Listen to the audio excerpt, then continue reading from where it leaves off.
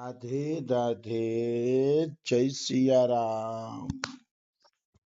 આપણે શ્રી શ્રી ગયા પ્રસાદ પંડિતજીનું ચરિત્ર ચાલે છે। ગયા પ્રસાદ પંડિતજીના ચરિત્રમાં આપણે ચાલી રહ્યું છે કૃપાનું ચિંતન। જેટલું જેટલું કૃપાનું ચિંતન વધશે એટલી એટલી જ તમારી વિશ્વાસ અને ભક્તિ વધશે। કારણ કે ભગવાનની કૃપાને યાદ કર્યા વગર કોઈ જીવને હિંમત મળતી નથી। બધાય ભક્તિ કરે છે એને હિંમત જ એટલે મળે છે કે ભગવાન એક દિવસ કૃપા કરશે। એ દયાળુ છે, એ કરુણાનો સાગર છે। દયાળુ છે, કરુણાનો સાગર છે, એ કૃપા કરશે જ। એવા ભાવથી જ આપણે બધા ભક્તિ કરીએ છીએ, નહીતર તો કોઈ જીવ ભક્તિ કરે જ નહીં। આવી વસ્તુ છે। તો ભગવાનની કૃપાથી હૃદય પીગળી જશે ત્યારે સદગુરુદેવનું ચિંતન થશે, એની કરુણાનું ચિંતન થશે, એમ ગયા પ્રસાદ પંડિતજી કહે છે। અને પછી શું કહે છે ગયા પ્રસાદ પંડિતજી? देखो या कराल कलिब काल में जाके ये 3 बानिक बन गए। 3 બાનિક એટલે આ 3 પોઈન્ટ જેના જીવનમાં આવી ગયા એને ભગવાન મળી જ ગયા, એમ માની લ્યો। આ 3 વસ્તુ જીવનમાં આવી જ આવી જોઈએ। તો કે કઈ કઈ? તો પેલી છે શ્રી સદગુરુ की प्राप्ति है जानो। બીજું છે इनमें अपनी श्रद्धा को है जानो। અને ત્રીજું છે और इनको अपनाई लेनो। 3 વસ્તુ કીધી। પેલી છે સદગુરુની પ્રાપ્તિ થાવી। જો તમને સદગુરુની પ્રાપ્તિ થઈ ગઈ તો માની લ્યો કે હવે ભવસાગર પાર થવાની તૈયારીમાં છો તમે। કારણ કે તમને સદગુરુદેવ મળી ગયા। સદગુરુદેવ મળી જાય તો સંસારની તમામ વસ્તુઓ એના કરતા તુચ્છ છે, નિશ્ચિત તુચ્છ છે, એમાં કોઈ એટલે કોઈ શંકા નથી। એટલે આ કળિયુગમાં પેલા તો સદગુરુ મળતા નથી, પણ સદગુરુ મળી ગયા તો માનવાનું તમારા ઉપર બહુ મોટી કૃપા છે। પછી બીજો પોઈન્ટ, બીજી સીડી છે ઇનમે અપની શ્રદ્ધા કો હે જાનો। સદગુરુ તો મળી ગયા, પણ ઘણાને મળી ગયા હોય ને તો 2-5 દિવસ સત્સંગ કરીને ઘરે વયા જાય અને પછી બધું ભૂલી જાય। એનોય ઉદ્ધાર થશે પણ સમય લાગી જશે। પણ જેને સદગુરુ મળી ગયા અને પછી એમાં એની શ્રદ્ધા થઈ ગઈ, ઓહો, તો વાત જ શું કરવી। તો વાત જ શું કરવી કે એની એમાં શ્રદ્ધા થઈ ગઈ કે મારે આને જ ગુરુ બનાવવા છે અને આના દ્વારા જ ભગવત પ્રાપ્તિ કરવી છે, આ જ મારા ભગવાન। એવી જો શ્રદ્ધા થઈ ગઈ તો ઓહો, એનાથી તો મોટી વાત બીજી એકેય નથી। એનાથી મોટી વાત બીજી એકેય હોઈ શકે નહીં કે એમાં આપણી શ્રદ્ધા થઈ જાય। અને ત્રીજું છે ઓર ઇनको અપનાઈ લેનો। અને ત્રીજી વાત એ છે કે સદગુરુદેવે આપણે અપનાવી લઈએ, આપણો સ્વીકાર કરી લઈએ તો માનવાનું કે હવે તો બેડો પાર જ છે। પેલા તો હું આવી વાતો નહોતો માનતો, સદગુરુમાં વળી એવું શું હોય ને ભગવાન ડાયરેક્ટ કઈ અપનાવી લે ને ડાયરેક્ટ કઈ ભજન કરવું જોઈએ આ ને તે ને એવામાં માનતો હતો। પણ હવે ખબર પડે છે કે સદગુરુદેવની એક કૃપાની કિરણ વગર સબ જગ માહી અંધેરો। શ્રી વલ્લભ નખ ચંદ્ર છટા બીને સબ જગ માહી અંધેરો ભરોસો દ્રઢઈને ચરણ કેરો। સુરદાસજી લખે છે કે મારા ગુરુના ચરણની નખની છટા વગર મારા માટે આખા જગતમાં અંધારું છે। આખા જગતમાં અંધારું છે, આખા જગતમાં હું કાંઈ જોઈ જ નથી શકતો જો મારા ગુરુદેવના ચરણનો પ્રકાશ ન મળે તો। એટલે કૃપા મતલબ ગુરુ કૃપા વગર સબ જગ માહી અંધેરો। સુરદાસજી કે અંધારું છે મારે આ જગતની અંદર। કારણ કે જ્ઞાનનો પ્રકાશ ગુરુજીના ચરણ કમળનું સ્મરણ કરવાથી મળે છે। શ્રી ગુરુ પદ નખ મણિગણ જ્યોતિ સુમિરત દિવ્ય દ્રષ્ટિ હિય હોતી। રામચરિત માનસમાં તુલસીદાસ લખે છે કે ગુરુના ચરણ કમળના નખની જ્યોતિ યાદ કરીએ છીએ ને ત્યાં તો દિવ્ય દ્રષ્ટિ હૃદયમાં થઈ જાય છે, દિવ્યતા વ્યાપી જાય છે હૃદયની અંદર. હા ગુરુ ઉપર તો હું બોલીશ, મને બોલવું ગમે છે, કારણ કે મારો અનુભવ છે કે ગુરુ વગર ગોવિંદ મળતા નથી. ગુરુ તો બિલકુલ. હોવા જોઈએ, ગુરુ તો હોવા જ જોઈએ, આપણા લાડલા અને પ્યારા હોવા જોઈએ, એની અંદર આપણી ભગવત બુદ્ધિ હોવી જોઈએ. ભલે આવા ગુરુ હું નથી કહેતો કે શેરીઓમાં રખડતા ભટકતા મળે છે, પણ ખૂણે ખાતરે ક્યાંય મળી જાય તો આવા સદગુરુદેવનો સત્સંગ સાંભળવો જોઈએ અને એને પકડી રાખવા જોઈએ. એમાં કોઈ એટલે કોઈ પણ પ્રકારની શંકા નથી. તો ગુરુ મળવા, ગુરુમાં શ્રદ્ધા થવી અને ગુરુને આપણે અપનાવી લેવું, આ ત્રણ વસ્તુ બની ગઈ ને એટલે કામ બની ગયું બસ.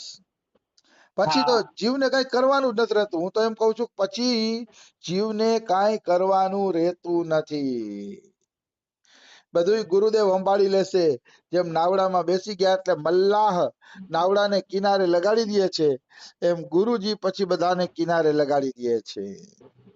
હા બસ એકવાર તમે ગુરુના નાવડામાં બેસી જાઓ, બેસી જાઓ એટલે પહોંચી જ ગયા. અમારા સુખરામ બાબા કથામાં વર્ણન કરતા હોય છે, સંતો એમ કે છે કે રેલગાડીના ઇન્જિન હારે જે જોડાઈ ગયું ને એ બધા પહોંચી જશે. પણ ડબ્બામાં હું ભર્યું છે નથી જોવાનું, ડબ્બામાં મરેલા માછલા ભર્યા હોય તો ભલે અને અસલ ઉનાળાની કેરીઓ ભરી હોય તો ભલે, ઇન્જિન હારે જોડાઈ ગયું એટલે મરેલા માછલાય પહોંચી જાય અને કેરી પહોંચી જાય. વાહ. કારણ કે ઇન્જિન હારે જોડાઈ ગયું છે. એ મહાપુરુષ હારે કોઈ જોડાઈ જાય, એ ગમે એવો હશે, કામી ક્રોધી લોભી ગમે એવો હશે, ધીરે ધીરે પાર નીકળી જશે. હા કારણ કે ઇન્જિન હારે જોડાઈ ગયું. ભલે પેલે બધામાં અવગુણ હોય એવું નથી હું કેતો, પણ ગુરુ કૃપાથી ધીરે ધીરે અવગુણો નીકળી જાય છે અને એ પાર લાગી જાય છે. અવગુણ નીકળીને એ પાર નિશ્ચિત લાગી જાય છે.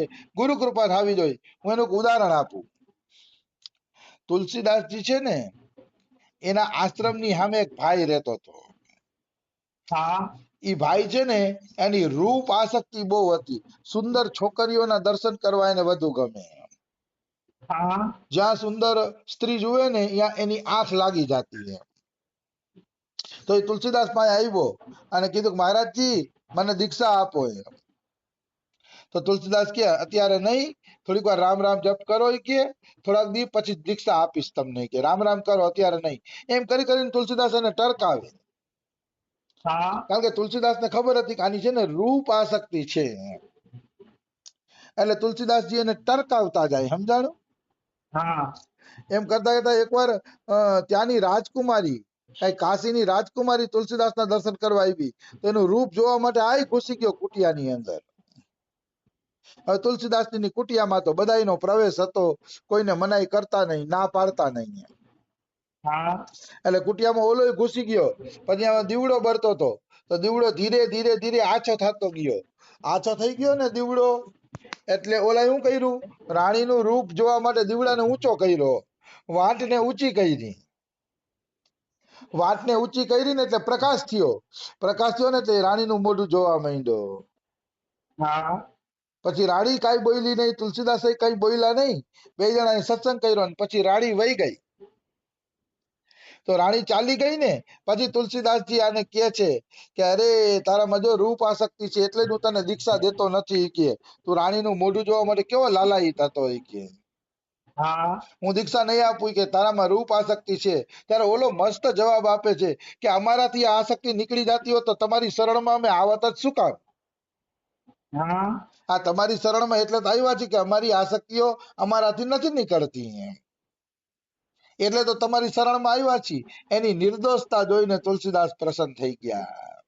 વાહ. તુલસીદાસ કે હાલ ભાઈ હાલ, તું નિર્દોષ માણસ છો, તને તો દીક્ષા આપીશ. દીક્ષા આપ્યા પછી એની ધીરે ધીરે આસક્તિ નીકળી ગઈ. મારો કહેવાનો ભાવ શું છે કે આવો વ્યક્તિ પણ તુલસીદાસ હારે જોડાઈ ગયો એટલે પાર નીકળી ગયો. હા ઇન્જિન હારે જોડાવાનું મહત્વ છે, પણ ભલે તમારામાં આસક્તિઓ ભલે ને પડી રહી, એ ધીરે ધીરે ધીરે નીકળી જશે. ધીરે ધીરે અવશ્ય નીકળી જશે. આસક્તિની ચિંતા ન કરો, પેલા સદગુરુ દેવારે જોડાઈ જાઓ, એનો સત્સંગ સાંભળો અને સત્સંગ પ્રમાણે જીવન બનાવવાની કોશિશ કરો. પેલા ઈ કામ કરો, પછી આ બધી આસક્તિ ને આ તેની તો ધીરે ધીરે ધીરે નીકળી જશે. આ કઈ એક દી ના ખેલ નથી કે એક દી માં નીકળી જાય. અમારા ગુરુજી કે ઘણા લોકો તો એવું માને છે કે ગુરુ બનાવશે ને એટલે તરત જ સિદ્ધ થઈ જશે. હા તરત જ સિદ્ધ થઈ જાશી ગુરુ બનાવતા વેત જ. એવું નથી હોતું, અમારા ગુરુજી એમ કે છે. ગુરુ બનાવતા વેત જ કોઈ સિદ્ધ નથી થતું. ઉલટાનું ગુરુ બનાવ્યા પછી તો આસક્તિઓ જોર પકડે છે.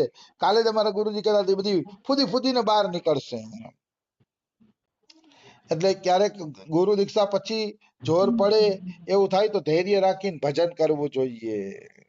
બિલકુલ. પછી ધીરે ધીરે બધી આસક્તિઓ નીકળી જાય છે. હવે આ 3 પોઈન્ટ ગયા પ્રસાદજીએ કીધા. ગુરુની પ્રાપ્તિ, આપણી ગુરુમાં શ્રદ્ધા થવી અને ગુરુનું આપણે અપનાવી લેવું. આ 3 થાય ને તો ભગવાન મળી જાય છે. તો ઘણા લોકો એમ કહેતા હોય કે અમે તો ગુરુની શરણમાં વયા ગયા છીએ, હજી કેમ કાંઈ ફળ નથી દેખાતું. હું એમ કહું છું કે ફળ દેખાય જ, પણ પારસ અને લોઢા વચ્ચે કાંઈક છે ને વચ્ચે આવે છે. હા પારસ અને લોઢાની વચ્ચે કંઈ ન હોય તો પારસ સ્પર્શ કરતા જ લોઢાને સોનું બનાવી દે છે. પણ વચ્ચે માનો તમે કપડું રાખી દ્યો કે કોઈ પથ્થર રાખી દ્યો તો પારસ લોઢાને સોનું બનાવી શકશે નહીં. એવી રીતે સદગુરુ મળ્યા અને સદગુરુ મળ્યા પછી હજી ભગવાનની પ્રાપ્તિ નથી થઈ તો માનવાનું કે સદગુરુ પાસે કાંઈક પડદો છે. હજી આપણે સદગુરુદેવ પાસેથી કંઈક પડદો રાખીએ છીએ, જેના કારણે સદગુરુદેવ ભગવાનની કૃપા પૂરી આપણે ઉતરતી નથી. હા આ નિશ્ચિત વાત છે, એમાં કોઈ શંકા નથી. સદગુરુદેવ સામે તમે કાંઈ પડદો ન રાખો તો પટ કરતી તમારા ઉપર કૃપા થઈ જાય છે. નિશ્ચિત કૃપા થઈ જાય છે, એમાં કોઈ એટલે કોઈ પણ પ્રકારની શંકા નથી. પણ પડદો ન હોવો જોઈએ સદગુરુદેવ સામે. તો જ લોઢું પારસને સોનું બનાવે એમ ઈ સોનું બની જાય છે. આવી વસ્તુ છે. એટલે મનુષ્યએ ધ્યાન રાખવાનું, સદગુરુદેવ સામે કોઈ પણ પ્રકારનો પડદો હોવો જોઈએ નહીં. એને બધી વાત કરી દેવી જોઈએ. કોઈ એમ કે ભાઈ સદગુરુ સાંભળવા નવરા નથી તો કદાચ નો ફ્રી હોય, હાલો બહુ મોટા સદગુરુ હોય તો તમારા સદગુરુ અંતર્યામી છે એમ માનીને રોજ પ્રાર્થના કરીને કહી દેવાનું, પ્રભુ આવું આવું અમારું જીવન છે, તમારે હવે સ્વીકાર કરવાનો છે. હા એક વખત સદગુરુદેવ પાસે નિષ્કપટ બની ગયા એટલે તમે મહિનાદીમાં સિદ્ધ થઈ જશો. એ મારા અનુભવથી હું તમને કહું છું. એક વખત પણ સદગુરુદેવ સામે નિષ્કપટ બની ગયા તમે અને હૃદય ખોલીને રાખી દીધું અને એમને જો હૃદયની વાત કબૂલ કરી લીધી તો તમે 1 મહિનાની અંદર સિદ્ધ થઈ શકો છો. મારો તો વ્યક્તિગત અનુભવ છે એટલે હું કહું છું. હા સદગુરુદેવ પાસે નિખાલસ રહેવાથી શું ફાયદો મળે છે મારો વ્યક્તિગત અનુભવ છે, પણ એ હું કહીશ નહીં અત્યારે. પણ નિખાલસ બનો, નિખાલસ બનો, નિખાલસ બનો, એનાથી બહુ ઝડપથી કામ બની જાય છે, એમાં કોઈ શંકા નથી. એક વખત રમેશ બાબા વાત કરતા હતા કે એક ભાઈ છે ને એ કુંડમાં એક સ્ત્રીને નાતા જોતો હતો. સંત હતો અને ઝાડીમાં બેઠો બેઠો ભજન કરતો હતો. તો કુંડમાં એક સ્ત્રી નાતી હતી ને એને જોતો હતો નગ્ન અવસ્થામાં. તો એ પાપના કારણે એની આંખ બળવા માંડી. આંખ એવી બળે કે લાલ લાલ થઈ ગઈ. પછી એને વિચાર્યું કે હવે શું કરવું, આ આંખનો કોઈ ઈલાજ નથી. દવાઓ કરાવી તો કોઈ ઈલાજ ન થયો, કે હવે શું કરવું એમ. ત્યારે કોકે એને સલાહ આપી કે પ્રિયાશરણ બાબા રીએ છે એ કે એ પ્રિયાશરણ બાબાને તમે તમારી ગલતી કહી દો ને તો આંખ મટી જશે. રમેશ બાબાના ગુરુ પ્રિયાશરણ બાબા હા ત્યારે ગોવર્ધનમાં જ હતા. તો ઓલા ચિઠ્ઠી લખી અને કહી દીધું કે હું સાધુ તો છું પણ એક સ્ત્રી કુંડમાં નાતી ને તેને તો મેં રસપૂર્વક જોયું એને, એટલે મારી આંખમાં રોગ થઈ ગયો, તમે કઈક કરો. તો એવી ચિઠ્ઠી પ્રિયાસણ બાબાએ વાંચી. અહીંયા પ્રિયાસણ બાબાએ ચિઠ્ઠી વાંચીને પૂરી કરી અને ત્યાં તરત જ એનો રોગ વયો ગયો. વાહ રે વાહ. આંખનો આ રમેશ બાબાના મુખેથી સાંભળેલી સત્ય ઘટના કહું છું. કોઈ સંતને તમારો અપરાધ કહી દો ને એટલે અપરાધનું બધું પાપ તરત જ ધોવાઈ જાય છે અને તમારી ઉપર કૃપા થઈ જાય છે. નિશ્ચિત આ બધી સત્ય ઘટનાઓ છે. મેં તો બહુ ટૂંકમાં વાત કરી. આ બધી સત્ય ઘટનાઓ છે, આમાં એકેય ઘટના ખોટી નથી. એટલે ગુરુ પાસે નિષ્કપટ રહેવું જોઈએ જો ઝડપથી સિદ્ધ થવું હોય તો. ગુરુ હારે જેટલું કપટ ને એટલું જ જીવનમાં પાછળ છો એમ માની લ્યો. મારા અનુભવ છે એટલે આટલી વિસ્તારથી મેં આવી વાતો કરી એમ. તો આ 3 વસ્તુ યાદ રાખવી જોઈએ, એનું પાલન કરવું જોઈએ, સદગુરુદેવ અપનાવી લઈએ એવા પ્રયત્ન કરવા જોઈએ. સમય થઈ ગયો છે, બીજું આપણે કાલે લઈ લેશું.